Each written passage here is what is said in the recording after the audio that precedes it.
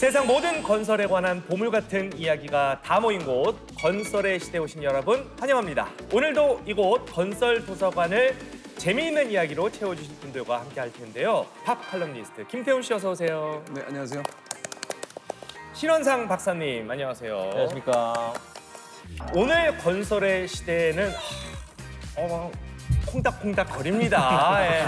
진짜 반짝이는 분이고 한때 대한민국 이 남성들의 플레이리스트에서 이분 빠진 적 없습니다. 이분 때문에 제가 쓴 도토리가 한 600개는 썼어요. 와. 별씨 나오셨습니다. 예. 예.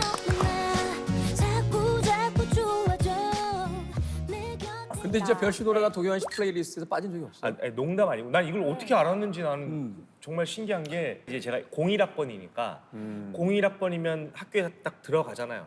연애를 딱 하고 보통 1년 되면 헤어져요. 그게 2002년이거든요. 주변에 나를 포함해서 다 헤어질 시기에 갑자기 별이란 여자가 나오더니 12월 32 내일은 며칠? 30일이라고 33일이라고 네가 올 때까지 나에겐 아직 12월이라고 막 장이 끊어진다 그러죠. 그 슬픔을 별 씨에게 느껴가지고 진짜 그 노래 들으면서 난 이 가수는 평생 불행했으면 좋겠다. 왜? 그래야 이런 슬픈 노래를 계속 쭉쭉 뽑아줄 테니까. 뭐야? 진짜 제 노래 좋아하셨다고 하시는 분들이나 플레이리스트에 이제 이렇게 넣어놓고 계셨다는 분들 보면은 좀 차는 쪽보단 차이는 쪽 분들 맞아요. 버림을 당하는 분들이 그렇게 제 노래를 많이 들으시고 네. 송이 같은 경우도 나는 시켰으면 좋겠어요. 근데 송이도 제가 정말 기대를 많이 하면서 키우고 있는데 아닌 것 같아요. 그쪽은 가수 쪽은 제가 이게 호락호락하지 않은 바닥인 걸 너무 아는데 장윤정이랑 똑같은 얘기하고 정말 귀엽고 사랑스럽고 참 그런 아이지만 가수는 노래를 잘해야겠죠. 맞아요. 기본적으로. 맞아요. 근데 아이들 키우는 부모님들 입장에서는 그렇지 않아요. 뭐 그런 재능을 개발하고 끼를 보여주는 것도 좋지만 그냥 건강하게, 맞아요. 안전하게 행복한 맞아요. 걸 잘해줬으면 중요하고. 하는. 예. 그렇죠. 요새 뭐 워낙에 흉흉한 얘기도 많이 들리고 해서 아이들 보고 뭐 이상한 사람 따라가지 마라, 뭐 주는 대로 받아먹지 마라. 예전에는 그렇게 막 넘어지고 구르고 그러면서 컸다라고 우리가 생각을 맞아. 하는데 요새는 좀 뭔가 스케일이 달라요. 강력 사건도 많아지고 맞아요. 막 산불 화재 소식도 많아지고 맞아요. 싱크홀 얘기도 많이 들려요. 맞아요. 너무 무서워. 이런 게 좀 걱정이 돼요. 아이들 키우면서.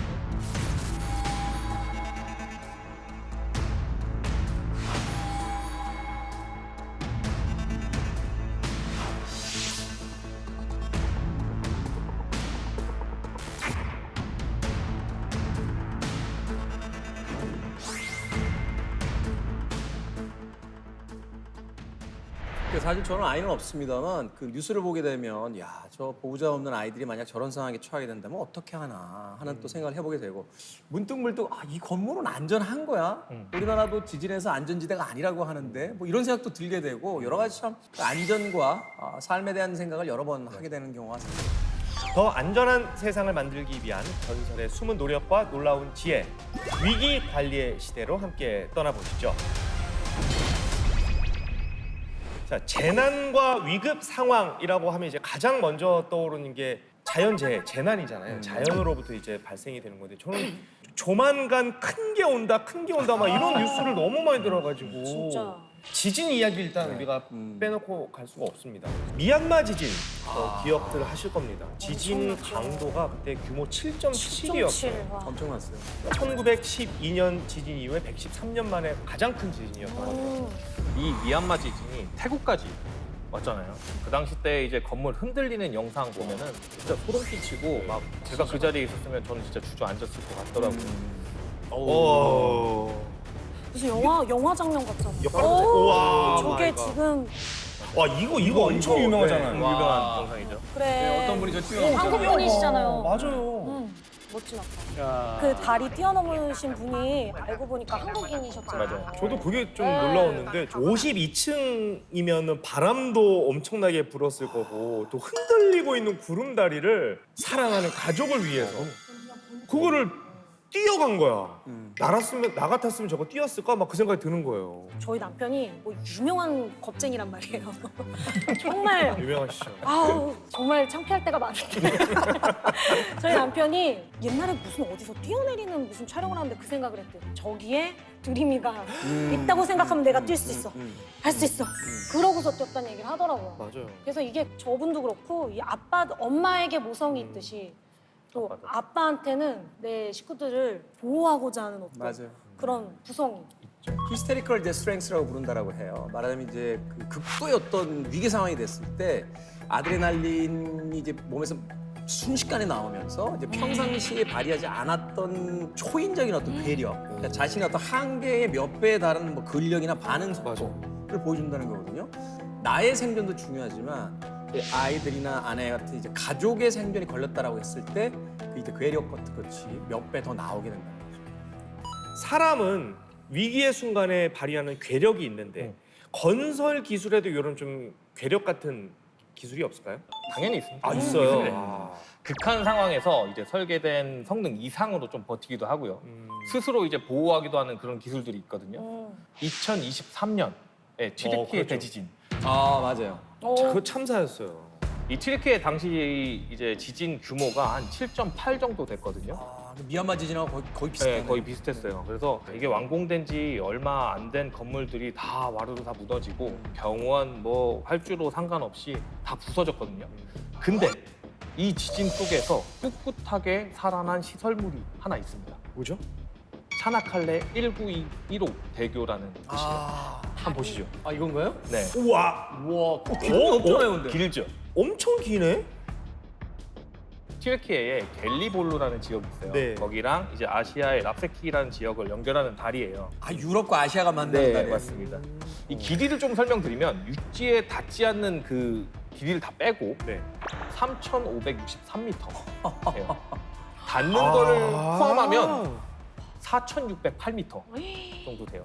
4.6km가 된다는 거예요. 네, 맞아요. 와. 우리나라 건설사가 튀르키예랑 협력해가지고 아 그래요. 건설한 겁니다. 네. 우리의 기술력이 이제 그쪽에 가서 이렇게 발휘가 된 거군요. 이제 K건설 이 기술력이 우와. 전 세계에 증명된 상징적인 사례라고 보시면 될 것 같아요. 이 다리로 인해서 기존에 이제 페리로 한 1시간 반 걸리던 그 거리를 네. 이제 한 6분 만에 이 야, 다리를 통해 차로 관통하게 되는 거죠.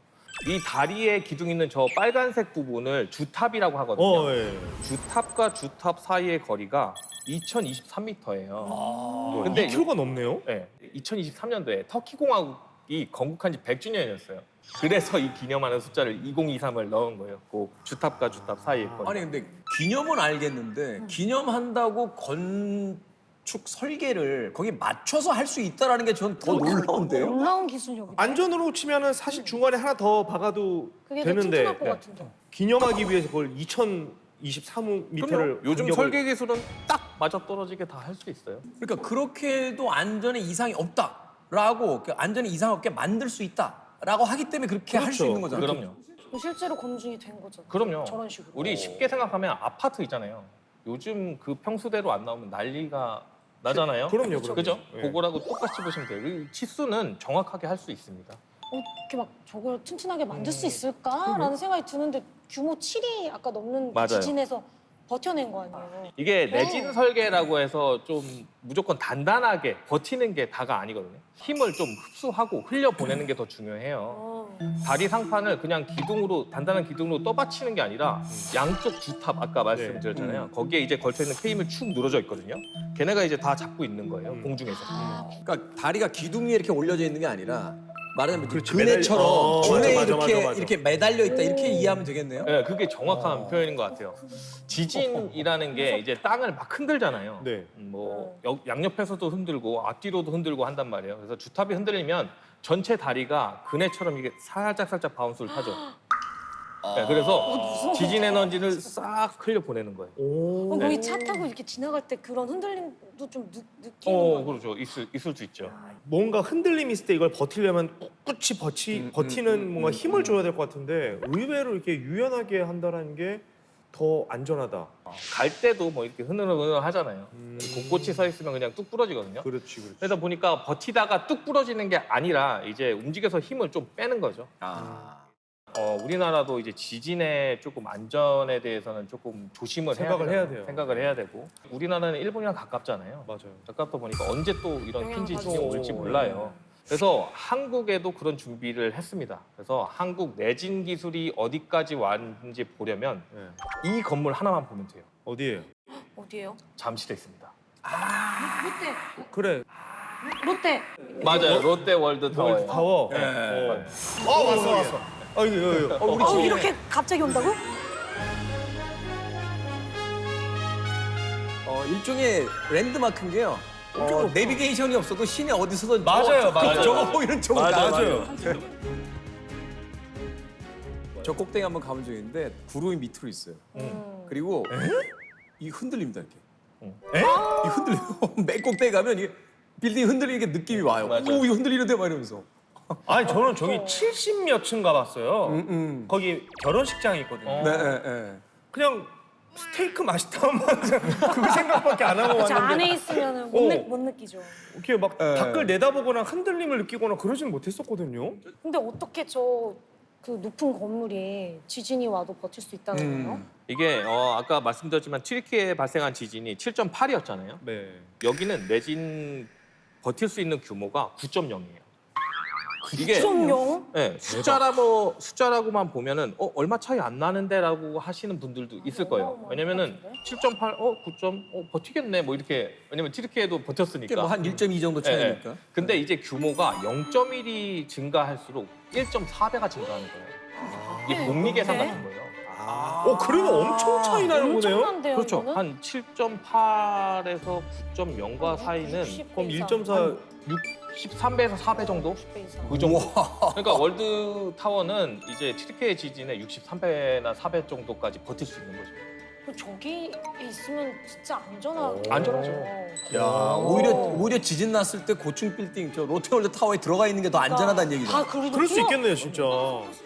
단순 물리학적으로 생각했을 때 높은 뾰족하고 얇고 높이 서 있으면 더 넘어지기 쉽다라고 생각을 하는데 저게 더 오히려 안전하다는 게 좀 의외네요. 여기에 들어간 내진 설계 기술이 어마어마하고요. 이 내진 기술이 엄청난 게 많이 들어가 있어요. 좀 용어는 좀 어려워요. 네. 아웃리거라는 기술도 있고요. 네. 그리고 벨트 트러스라는 기술도 있어요. 그리고 코어 월이라는 기술도 있는데 네. 이 기술적 용어다 보니까 좀 어려운데 좀 쉽게 설명을 드리면 네. 코어 월부터 좀 설명을 드릴게요. 네네네. 이 코어라는 것은 이제 좀 척추랑 비슷하게 보면 돼요. 아주 단단하고 두꺼운 콘크리트 뼈대를 중간에다 쭉 박아놓습니다. 이게 코어 월이에요. 네. 예? 이 코어라는 건 건축에서는 코어라는 용어가 엘리베이터실이나 계단실을 의미를 해요. 여기서도 마찬가지죠. 이 롯데월드 타워도 코어 월 안에 계단실이랑 이제 엘리베이터실이 다 위치되어 있어요. 가운데는 살짝 가운데 비워서. 쭉 올라갑니다. 그 주변으로 8개의 메가 컬럼이 쭉 박아져 있어요. 어디까지? 저 밑에까지. 깊이까지. 이게 형상화로 보면은 나무가 쭉 뿌리를 다 내린 것처럼 이제 아 생각하시면 이게 될 것 같아요. 밑에 가서 이게 퍼지게. 네네 이렇게 쭉. 근데 이제 또 이 그러니까 기둥들만 쭉 서 있으면 되게 위험하겠죠. 그렇죠. 그렇죠? 이 기둥들을 다 연결시켜 줘야 되잖아요. 네. 그래서 40층마다 안전벨트를 이렇게 조여놓습니다. 조여놨는데 거기에 사용된 게 이제 아웃리거랑 벨트 트러스라는 거예요. 그래서 건물 중심 뼈대 코어 월에서 바깥 기둥 메가 컬럼까지 이제 잡아주는 그게 이제 아웃리거라고 하고요. 그 아웃리거는 동선상에 이제 우리 허리띠처럼 딱 맨단 말이에요. 네네. 그게 이제 벨트 트러스라는 거예요. 그 건물 전체가 하나로 되게끔 만든 기술이라고 보실 수 있어요. 진짜 근데 그냥 대단하네요. 서울에서 가장 안전한 건물이라고 얘기를 해도 되는 수준 아닌가요? 이 맞습니다, 정도면? 맞습니다. 이 시설물을 지을 때도 이렇게 많은 기술들이 들어갔지만 유지하는데도 지금 많이 노력하고 있거든요. 그래야죠. 24시간 동안 운영되는 시스템이 하나 있어요. SHM 시스템이라고 해서 스트럭처럴 헬스 모니터링 시스템이거든요. 건물에도 헬스가 들어가요. 아 그럼요. 건강이죠. 건강이 건강이 중요하니까. 이 시설물 곳곳에 400개의 센서를 넣어놨어요. 아. 이 센서가 공학도시니까 잘 알 거예요. 변형계, 응축계 막 이런 거 있잖아요. 알죠. 알죠. 아실 거예요. 네. 알죠. 이게 이제 미세한 움직임이나 이제 균열을 실시간으로 이제 변형 같은 거를 감지하고 분석하는 이제 스마트 기술이라고 보시면 될 것 같습니다. 아니 한국 시설물이 이렇게 엄청난 기술로 지어졌다는 거를 이제 알게 됐어요. 실제로 정말 전 겪어보진 않았는데 지진을 우리가 만나게 된다면 어디로 가야지 안전할지. 이게 좀 한번 그럼 가정을 한번 좀 해볼까요? 실내 장소로 한번 가보시죠. 가보시죠. 네. 네. 왔어요. 인테리어 좋아. 신기한 곳이다. 이렇게. 일반 가정집이잖아요. 여기. 맞아요. 지진이 났다면 어디로 가실래요? 저기 중에서 네, 한번 보시죠. 일단 지진 뭐 위에 달린 게 많으니까 저- 일단 식탁 밑으로 들어가야 되는 거 아닌가? 유리창 쪽은 안 갈 것 같아요. 유리 깨질 팍. 수도 맞아 있죠. 맞아.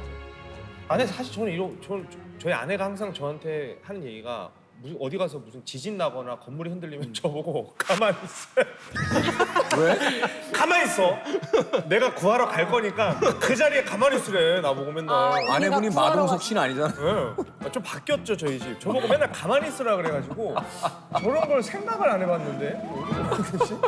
그 일본에서 그 아이들 교육하는 거 보니까 그렇게 하더라고요. 지진 이게 사이렌 울리면 바로 책상 밑으로 딱 들어가더라고요.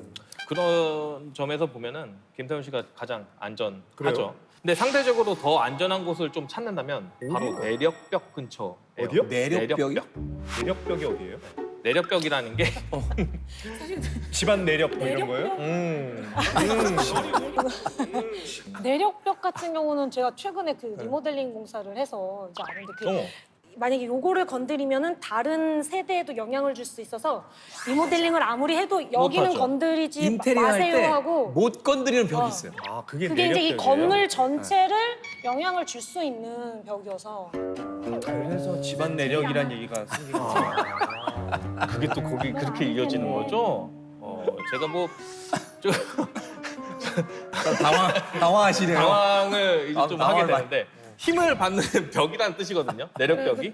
지진이 발생하면 건물이 흔들리면서 이제 상대적으로 약한 부분이 먼저 손상이 되거든요. 아까 창문으로 안 가신다는 이유. 깨질 것 같잖아요. 맞아. 그죠? 하지만 이제 내력벽 같은 경우에 상대적으로 좀 더 견고하고 뭐 버텨낼 가능성이 좀 크죠. 근데 그냥 이렇게 봐서 정말 일반 사람은 이거 어디가? 구분하기가 저도 그때 막 이렇게 설계해 주시는 분이랑 리모델링 해주시는 분이랑 막 이렇게 상담하면서 모르겠더라고. 좀 봐도 모르겠더라고. 도면 봐도 잘 보겠죠. 네. 아파트는 보통 어디에 내력벽이 있냐면 세대랑 세대, 옆집이랑 연결되어 있는 벽 있죠. 그 벽, 그리고 건물 바깥의 벽, 가장 외벽, 그 외벽, 그리고 계단실, 그리고 엘리베이터 있는 그쪽의 벽. 요게 이제 내력벽이 위치한 곳이라고 볼 수 있어요.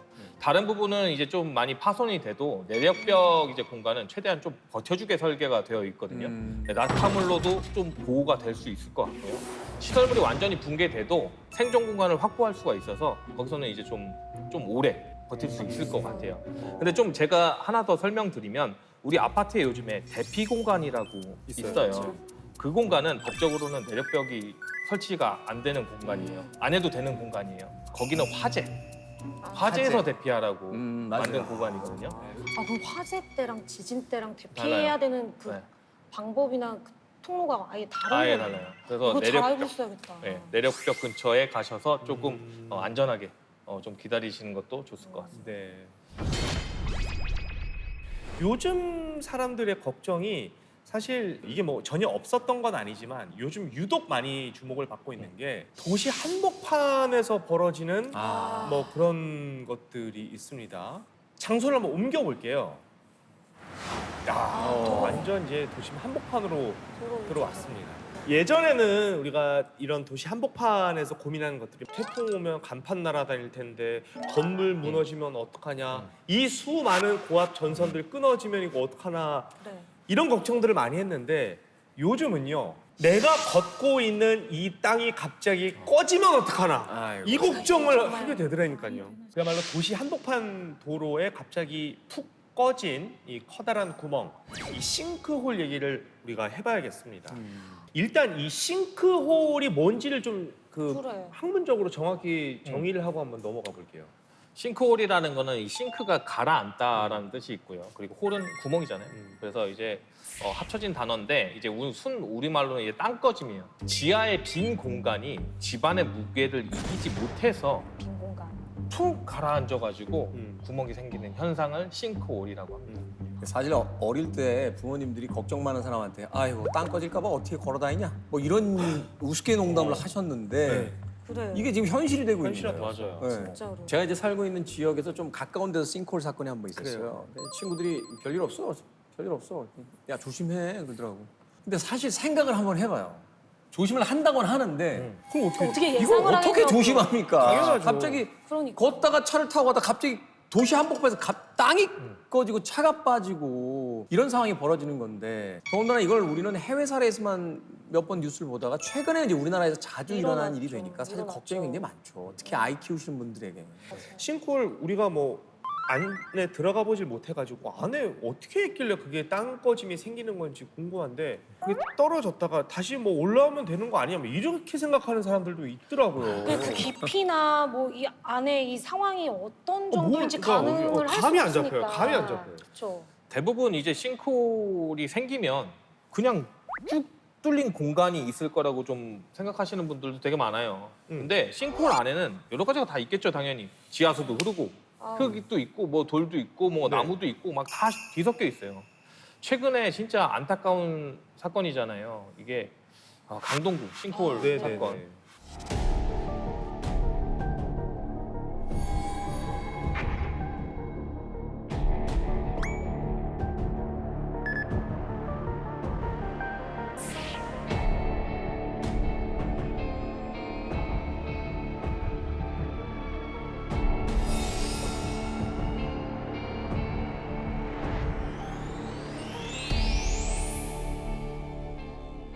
사망자가 그 싱크홀로부터 한 50m 떨어진 곳에서 발견이 됐거든요. 아, 많이 갔다.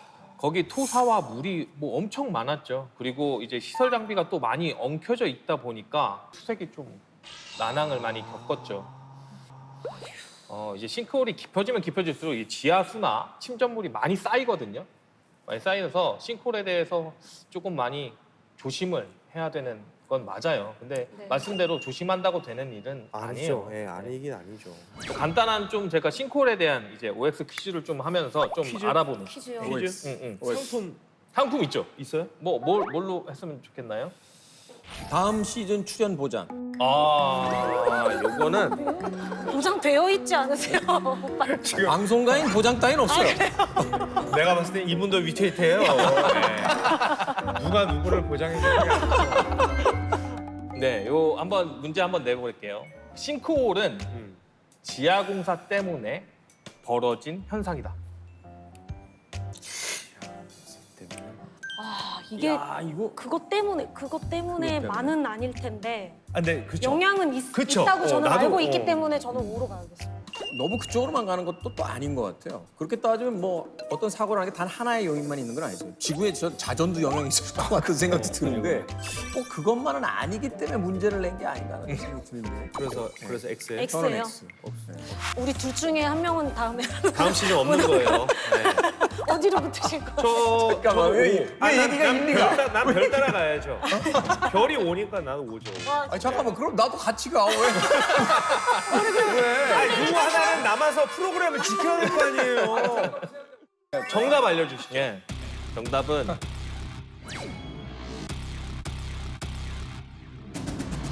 X입니다. 오 맞추긴 내가 맞췄는데 다음 시즌에 못 나올 것 같은 뉴스라고 하는 거야. 왜 X지? X인데 영향이 없다라는 거예요, 그러면? 요게 이제 물론 지하 공사도 일부 원인이 될 수 있어요. 아까 말씀 주셨던 네네. 것처럼. 근데 여러 가지 원인 중에 이제 노후 하수관이 누수가 돼서 흙이 쓸려가거나 아니면 지하 수위도 많이 변하기 때문에 이런 원인들이 복합적으로 일어나서 생기는 게 싱크홀 현상입니다. 그러니까 이제 그 밑에서 이미 일정한 요인이 쌓여 있는 그렇지. 상황에서 이제 공사가 뭐 하나의 도화선이 될 수는 있지만 공사 자체만으로 싱크홀이 생기지는 않는다. 네. 대부분 이전에서 땅속에서 먼저 문제점이 있거나 아니면 취약 부분이 발생해서 이미 그런 원인들이 쌓여 있던 것도 하나의 원인인 것 같습니다. 이런 건 아닐까요? 그 아까 뭐 수도관의 누수 같은 경우도 하나의 요인이라고 이야기를 하셨잖아요. 그러니까 이제 소위 이제 도시화, 고도화되기 시작한 뒤로부터 이제 수십 년이 흘러갔으니 그때 당시에 이제 매설해 놨던 여러 시설들의 이제 노후 시기하고 맞춰지는 게 그게 아닌가. 슬슬 하나씩 터지기 시작했다. 사실. 저는 근데 이 문제를 풀고 나서 조금 해소된 게 뭐냐면 공사 현장 근처에 지나가면 야 이거 땅 꺼짐 싱크홀 생기는 거 아니야? 좀 약간 막연한 두려움이 맞아요. 있었는데 맞아. 단순히 공사한다고 해서 싱크홀이 생기는 건 아니라는 걸 오늘 배운 점 이거 하나는 너무 깔끔하게 정리가 된 것 같아요. 맞아요.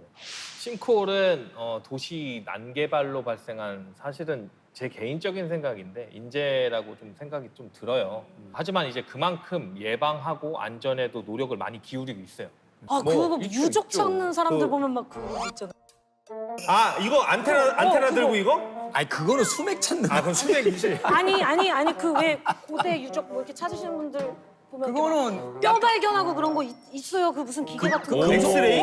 있어요. 엑스레이가 있다고 땅을 뭐 그런 무슨 장비가 있어요. 맞아요. 카메라 같은 걸로. 맞아요. 있어요. 아니 어디 갔다가 5회 만에 와가지고 그러니까 이런 지식을 저도 더 이상 겸손하게 살고 싶지 않아요. 아니 맞아요? 이렇게 땅 속을 보는 게 있어요? 맞아요, 있어요. 이제 GPR이라고 해서 지표 투과 레이더 장비가 있거든요. 우와. 이게 땅 속의 빈 공간이나 아니면 파묻힌 하수도관 있잖아요. 그거를 3D 영상으로 보여줘요. 이야. 대박. 공사 전에 땅 속 건강 검진을 하는 거죠. 여기 왜 저 신장이나 간 초음파하듯이 이런 기술들이 있으니까 우리의 삶을 좀 이렇게 지탱해주는 건설 기술들이 점점 늘어나고 있으니까 좀 한시름 걱정을 마음이 내려놔도 놓이네요, 되지 정말. 않을까 싶습니다. 하나 여쭤보고 싶은 게 있어요. 미세먼지 아시죠? 미세먼지라는 단어 익숙하실 텐데 이게 언제부터 쓰여진지 혹시 기억하세요? 미세먼지. 제 기억으로 아나운서들이 라디오 뉴스를 하잖아요. 항상 라디오 뉴스의 마지막은 날씨거든요. 원래 미세먼지 예보가 없었어요. 없었어요, 맞아요. 예, 예. 근데 어느 순간부터 라디오 뉴스 하는데 원고에 미세먼지 농도를 하기 시작했거든요. 그게 제가 9년 입사니까 그로부터 한 몇 년 후에 아마 생겼을 거예요. 미세먼지라는 말이 없었어요. 드림이가 지금 2013년생인데 제가 이제 드림이 아기 키우면서부터 이제 그 어플을 깔고 이제 아이 데리고 외출하거나 이렇게 갈 때마다 그걸 보기 시작했으니까 그 무렵인 것 같은데. 그래 그 무렵. 정확해요. 아, 그래요? 2013년도부터요. 어? 아 MC 뭐야? 바꿔야 돼. 그 무렵이에요. 원래는 그 전에는 이제 그냥 먼지나 네네. 아니면 스모그 이런 그래 스모그는 맞아요. 내가 그런 들어봤어요. 얘기를 많이 황사 들었었죠. 뭐. 예, 그게 더 일상적이었는데 그때 2013년도 이후로 이제 건설 산업도 많이 변했거든요. 그때부터 이제 건설에서도 이제 미세먼지 환기, 필터 뭐 이런 것들을 사용하고 많이 났어요. 세상이 변화하는 거에 따라서 그에 맞춰서 이제 건설 기술도 이제 발전해 온 거죠. 그런 기술들이. 이 재난에 대한 건설도 마찬가지인 것 같아요. 그러니까 이런 미세먼지처럼 상황에 맞춰서 문제를 해결해 나가면서 발전해 온 거죠. 건설 역시도 이제 안전 수치처럼 이제 사건 사고와 함께 발전해 온 그렇죠. 거잖아요. 이게 그렇죠. 조금 안타까운 거지만 안전 수칙은 피로 쓰였다는 말들이 많이 있어요. 아이고야. 삼풍백화점이랑 성수대교 사건은 이 건설 산업 내에서도 굉장히 큰 변환점이라고 해야 되나 분기점이라고 해야 되나 그런 거였어요. 이제 산업 큰 변화를 가져온 사건이기 때문에 이때 이후로 여러 가지 법 제도도 바뀌고요. 그리고 새로운 이제 기관들도 많이 생겼어요. 이때 이후로 건설 기술인을 경력 관리하는 제도가 하나 생겼거든요. 이게 이제 부실 시공을 좀 막고 좀 설계랑 시공의 좀 책임감을 좀 높이기 위해서 건설 기술인들에 대한 경력을 좀 체계적으로 관리를 하자라는 거에서 좀 도입된 시스템이 하나 있어요. 그리고 또 하나 기관이 또 생겼는데 한국시설안전공단이라는 거, 지금은 이제 국토안전관리원이죠. 이게 신설돼가지고 이곳에서는 완공된 시설물, 이제 교량부터 해서 도로 뭐 이런 것들, 인프라 시설들을 다 안전에 관련된 거 다 여기서 담당하고 있어요. 더 안전하게 좀 더 믿을 수 있게 시설물을 짓고 관리하는 노력이 계속 있었던 거죠. 다들 노력을 해주고 계셨네요. 그래요. 감사하네요. 왜 예전에 그 대구 지하철 참사 때도 맞아요. 사실 맞아요.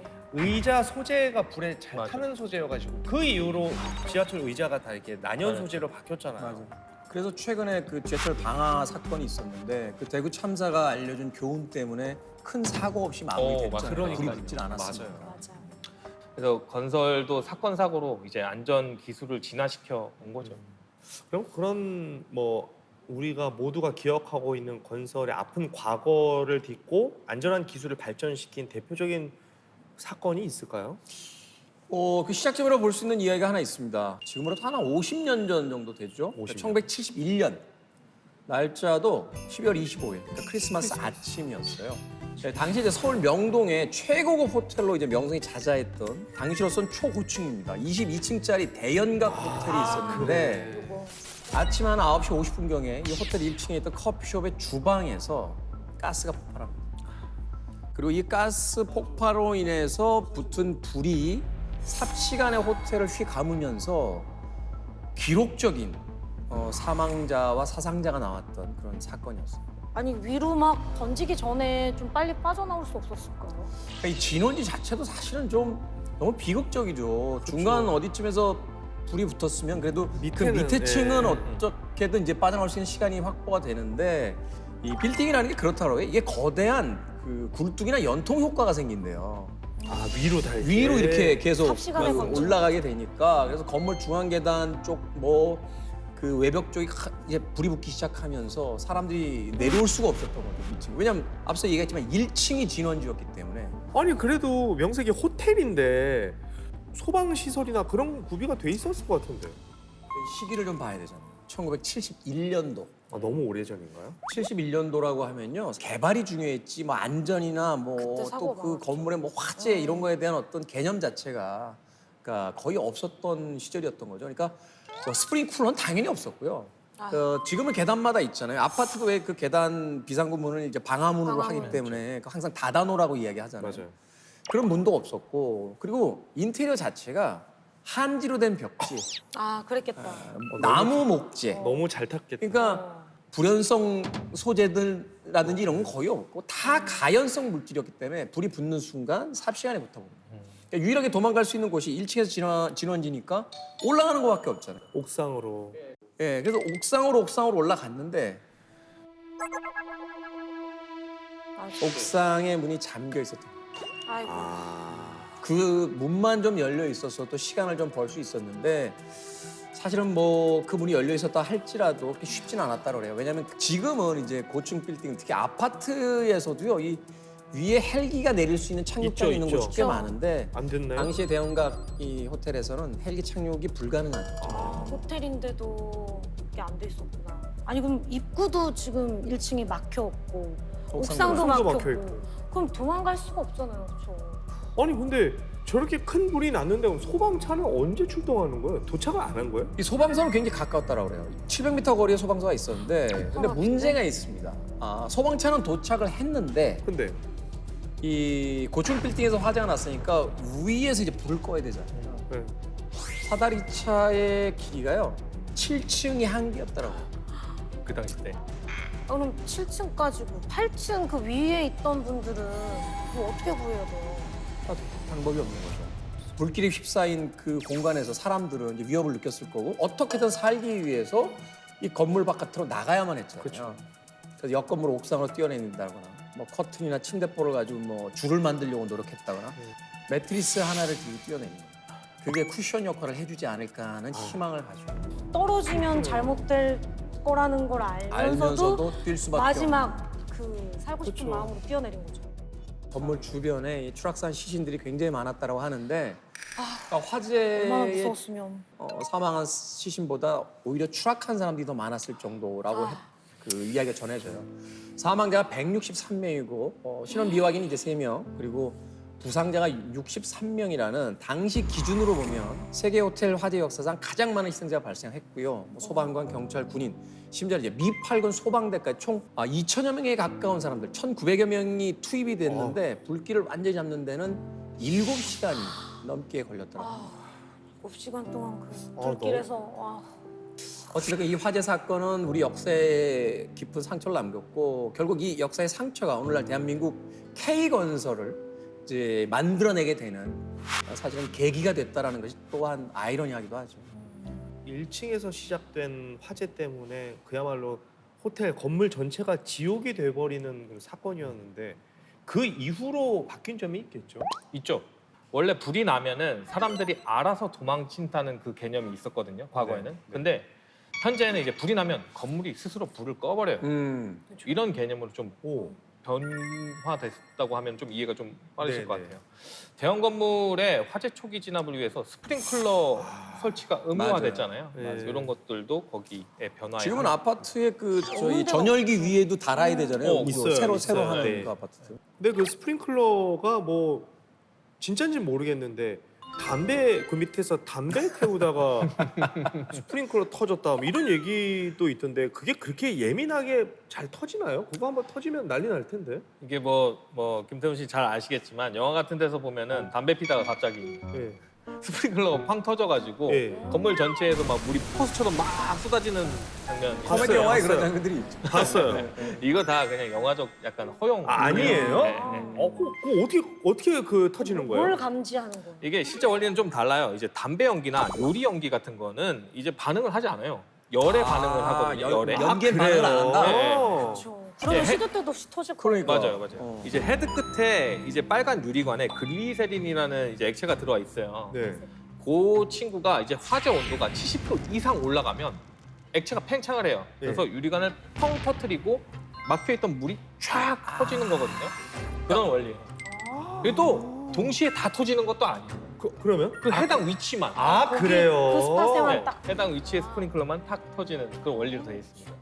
참 가슴 아픈 사건이지만 그래도 그런 사건 사고가 있었기에 우리가 건설 기술도 계속 발전을 해와서 지금까지 맞아요. 많은 생명을 구할 수가 있었던 겁니다. 뭐 시랜드 화재 사건 혹시 기억하시죠? 예. 아, 이게 1999년 시랜드 청소년 수련원에서 일어난 대형 화재 사고였어요. 당시 유치원생 19명을 포함해서 총 23명의 희생자가 발생했습니다. 그러니까 수련원은 이 콘크리트로 만든 1층 건물 위에 이제 52개의 컨테이너를 얹어서 만든 2, 3층 객실 구조를 가진 구조였다고 해요. 그런데 그 안에 있던 것들이 스티로폼, 목재, 그러니까 불에 잘 붙고 유독물질들이 나오는 그래서 더 비극을 키웠다라는 이야기가 있었죠. 너무 가슴 아픈 가슴이 사건. 너무 아픕니다. 아이들이 이제 저희는 그걸 그냥 뉴스로 봤지만 아직도 그 슬픔에서 이렇게 잠겨서 살고 계시는 분들이 계시더라고요. 그럼요. 그렇죠. 네. 이 사건 이후로도 뭔가 또 좀 뭔가 변화가- 달라진 게 네. 있나요? 있었죠. 이 사건 이후로 건물을 짓는 방식과 생각하는 자체가 좀 많이 변화됐어요. 시랜드 참사가 유독 피해가 컸던 이유가 스티로폼 같은 이제 샌드위치 판넬, 합판 등이 맞아요. 사용돼서였거든요. 샌드위치 판넬은 이제 철판 사이에 이제 스티로폼 같은 단열재를 넣은 거잖아요. 그러다 보니까 이제 값이 싸고 시공이 빨라서 과거에는 많이 썼어요. 근데 철판이 오히려 이제 화재 시에 열을 가두는 약간 오븐처럼 네, 그런 진짜. 역할을 한 거죠. 그래서 다중이용 시설에서 이제 사실상 퇴출된 그 화재가. 샌드위치 네. 패널이 네, 그걸 못 찍게 되어 있어요. 그리고 이제는 불이 붙여도 번지는 속도를 좀 늦추는 이제 대피 시간을 벌 수 있는 난연자재를 많이 활용하죠. 잘 안 타는. 이제 시설물 지을 때 구조도 좀 많이 변경됐거든요. 당시 이제 미로처럼 복잡한 구조 때문에 아이들이 탈출구를 못 찾았어요.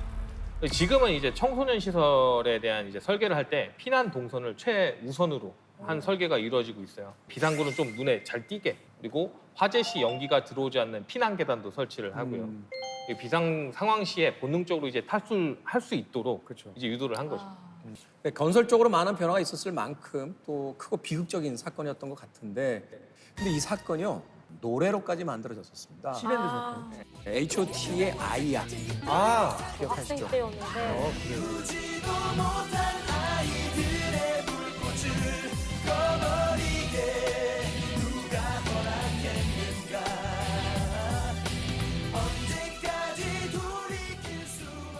내가 나중에 아이를 낳아서 이제 키울 거라는 생각도 못 하던 정말 소녀 시절에 듣는데도 너무 이게 절절하고 아팠는데 이게 어른이 되고 아이를 키우고 나서 이제 이걸 다시 곱씹어 생각하며 들으니까 이건 너무 아픈 가사더라고요. 맞아요. 사실 뭐 별 씨가 지금 이야기하셨습니다만 우리나라의 어떤 연예인들이 사회적 메시지를 내는 행위가 그렇게 많지는 않잖아요. 쉽지 않죠. 예, 이거 사실은 그렇죠. 굉장히 드문 일이었는데 당시 H.O.T의 이 음악은 파격적인 행보였고 그만큼 이 사건이 우리 사회에 준 충격이 컸다라는 어떤 증거로서 지금까지도 남아 있습니다. 사실 음악이 참 여러 사람들을 많이 위로하죠. 개인적인 위로도 있습니다만 뉴욕에서 9.11 사건이 터졌을 때 노라 존스의 Don't Know Why라는 음악이 사실은 굉장히 많은 위로가 됐고 그리고 나서 뭐 그래미상도 많이 받고 이랬던 기억도 나는데 그런 경험들 다들 있으실 것 같아요. 개인적인 일이라든지 또 우리가 또 살고 있는 공동체 속에서 큰 일을 당했을 때 어떤 음악으로 또 위로받는 그런 경험들도 있었을 테니까. 엄청 많죠. 장윤정 씨 팬분 중에 안 좋은 일이 있어서 극단적인 선택을 하러 택시를 타고 한강 다리로 가는 길에 택시 안에서 장윤정 씨의 노래를 듣고 발길을 돌렸다라고 얘기하시는 분을 만나 뵀었거든요. 맞아. 그런 거 보면 진짜 이 음악이 갖고 있는 힘이 대단하구나. 그러니까 우리가 듣고 즐기는 음악이 얼마나 유지가 되는지 모르겠지만 그 음악에서 우리가 받은 위로와 그런 힐링되는 힘 이건 정말 오래가는 것 같아요. 아픈 사건을 우리가 쉽게 잊지 않고 오래 기억하게 해줄 수 있는 것도 음악이 가진 맞아요. 예, 힘이 아닐까 싶은데 맞아요. 다시 지금의 이제 이야기로 돌아와서 만약에 건물 안에 있을 때 화재가 났다, 불이 났다, 그럼 어디로 도망을 쳐야 되는 거죠? 일단은 무조건 밑으로 생각을 해보고 문을 열었는데 아 이거 밑으로 못 가는구나 하면 뭐 아파트라는 구조는 이 답이 두 개밖에 없는 거 아니에요? 위아래로 위로 가거나 아래인데. 밑으로 가거나. 맞아요. 만약에 아래로 대피해야 되는 상황이 되면 고층에 있으면 또 불안하고 그렇죠. 또 위로 올라가야 되는 상황이면 또 아래층에 살고 있으면 또 불안하잖아요. 맞아요. 제가 딱 중층을 살고 있는데 그걸 알고 싶어요. 위로 올라가야 되는 상황은 언제고 아래로 내려가야 되는 상황은 언제지? 일단은 고층 빌딩이 많으니까 한번 고층 빌딩 예로 한번 네네네. 들어볼게요. 50층 이상이나 아니면은 200m, 높이가 200m 이상인 초고층 건축물에는 피난 안전 구역을 30층마다 한 개 이상씩 설치하도록 되어 있습니다. 그렇기 때문에 피난 안전 구역을 먼저 찾는 게 피난 우선, 안전 구역. 네, 거기를 먼저 찾는 게 우선이에요. 그러니까 무조건 끝으로 가려고 하지 말고 중간에 그 안전 지역이 있다. 안전지대를. 거기로 가라. 빨리. 건물에서 화재가 나는 경우에 이제 피해를 최소화하기 위해서 이렇게 방화벽 같은 게 맞아, 내려오잖아요. 내려오잖아요. 그 왜 막 영화에서도 그러면 막 아슬아슬하게 막 일행 중에 한 밑으로, 명은 막 들어가는데 아니야 막 하면서 막 빨리 와 막 이런 거 하잖아요. 거기에 우리라도 살아야지 막 이러고 가잖아요. 괜찮아 먼저 가고 영화들을 이러잖아요. 너무 보셨어. 거기에서 이렇게 가로막혀서 안전한 쪽으로 간 사람들은 다행인데 그쵸. 뭐 이렇게 갇히게 되는 사람들 그렇다고 다시 문 열어주면 안 돼요. 못 열어요. 그걸 어떻게 열어요? 아니 산 사람은 살아야지. 뭐 그거 못 나오는 거 아니에요? 이게 그래도 같이 살아야죠. 뭔가 방법이 네. 그렇게 얘기하면 내가 뭐가 돼요? 아니 그걸 열 수 있는 방법이 있어요. 아 그거? 있죠. 이 방화 셔터 내려오면은 다시는 못 나간다고 생각하시는 분들 되게 저도 많아요. 내려오면은 끝인 줄 알았어요. 네, 시청자 여러분 잘 들으셔야 돼요. 이거 알아야겠다. 이거 알아야겠다. 오늘은 이제 건설의 시대 시청자 여러분들은 네. 이거 꼭 들으셨으면 좋겠어요. 알려주세요. 방화 셔터에도 종류가 몇 가지가 있어요. 네. 하지만 일체형 셔터라는 게 있는데 방화 셔터에 비상문 표시가 이렇게 되어 있어요. 그러면 거긴 밀면 열 수 있어요. 그냥 밀면요? 네. 그러니까 방화문에 비상문 그림인데 밀면 그냥 자동으로 열린다고요? 있어요. 아마 기업들 하실 거예요. 그 대형 건물들 백화점이나 공연장 같은 데 가면요. 저런 형태도 있고 그냥 매끈한 방화. 맞아요. 방화 있어요. 저는 맞아요. 매끈한 거. 근데 그것만 보셨잖아요. 안 되죠. 그 옆에 네. 손잡이가 있어요. 있어요. 그 조그만 문으로 닫을 수 있게 돼 있어요. 맞아요. 열고 이렇게 열고 닫을 수 있어요. 이게 없다고 당황하시지 마시고 이제 열리지 않는다면 셔터 3m 이내에 네. 비상문이 있어요. 이렇게 나가시면 돼요. 그거를 왜 5회씩이나 와서 알려줘요? 오늘이 제나 테마잖아요. 처음 알았어요, 진짜. 아니 우리가 있었구나. 사실 내 뭐 자이든 타이든 사람이 살다 보면 그런 대형 건물에 들어갈 일이 많이 있잖아요. 이제는 아예 그 대형 건물 안에 살잖아요. 그러니까 혹시 모를 상황 안 일어나면 다행이지만 그런 상황에 대비해서 건물 들어갈 때는 이 피난 안전 구역이 어디에 맞아요. 있는지 한 번쯤 체크해야 돼. 체크하고 들어가는 습관이 굉장히 중요할 것 같아요. 아이들이 있으시니까 살고 있는 공간 혹은 자주 가는 공간에서 아이들하고 한번 가상 훈련처럼 자 이렇게 해보는 거야 하면 놀이처럼 아이들하고 네. 해보는 것도 요즘에는 아이들 그 뭐 학교나 유치원에서 그런 교육을 이제 주기적으로 실시를 해서 저희 애들이 더 잘 알아요. 엄마 졸라고 이러면은 뭐 이렇게 양말이나 뭐 손수건이나 이런 거 적셔가지고 입 입에 가리고 이걸 저한테 알려주더라고요. 어려서부터 학교에서 그런 교육을 해야 돼. 그러니까 얘기를 나누다 보니까 뭐 대단히 거창한 방법을 우리가 안전을 지키는 게 아니라 매일매일 조금씩 미리미리 준비해 두는 것, 그게 상당히 중요하구나를 또 깨달았습니다. 재난을 막기 위해서 끊임없이 진화하는 건설 기술이 우리의 안전을 지키는 든든한 방패가 되는 것 같습니다. 저희는 더 유익한 건설 이야기로 다시 인사드리겠습니다. 고맙습니다. 감사합니다.